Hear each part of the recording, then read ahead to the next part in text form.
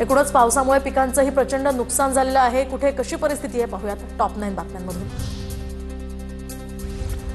सोलापुरात आलेल्या महापुरामुळे जिल्ह्यातील शेकडो गावं पाण्याखाली। ड्रोन दृश्यांमधनं उत्तर सोलापूर तालुक्यातलं समशापूर गावातील ही विदारक पूरस्थिती समोर।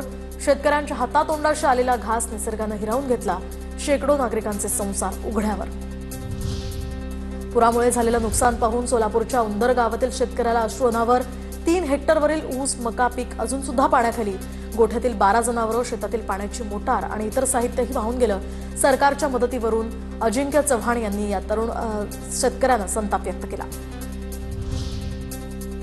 बीड तालुक्यातील पालीसह परिसराला पावसाचा मोठा तडाखा। सोयाबीन, मूग, उडीद, बाजरीसह इतर पिकं पाण्याखाली।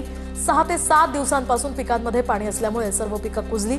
शेतकऱ्यांना भरीव मदत करावी, शेतकऱ्यांची मागणी।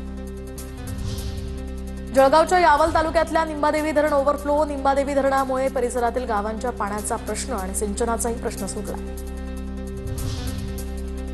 मराठवाड्यातील अतिवृष्टीमुळे नांदेडमध्ये गोदावरी नदीला महापूर। 25 वर्षात प्रथमच विष्णुपुरी बंधाऱ्याचे 18 पैकी 16 दरवाजे उघडावे लागले। गोदावरी नदीपात्रामध्ये सध्या 2,77,000 क्युसेकने विसर्ग।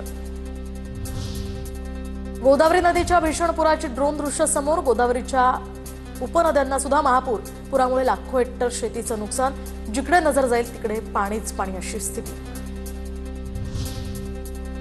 सोलापूर जिल्ह्यातील बार्शीमध्ये अतिवृष्टीमुळे फळबागांना मोठा फटका। बार्शीतील पांगरी गावामध्ये द्राक्षांची बाग पूर्णतः नष्ट। द्राक्ष बागेची फळधारणा सुद्धा खुंटली। शेतकरी हवालदिल। बार्शीमध्ये अतिवृष्टीमुळे कांदा पीकही मातीमोल। पांगरी गावामध्ये कांद्याचं पीक गुडघाभर पाण्यात। शेतकऱ्यांचे डोळे आता सरकारच्या मदतीकडे।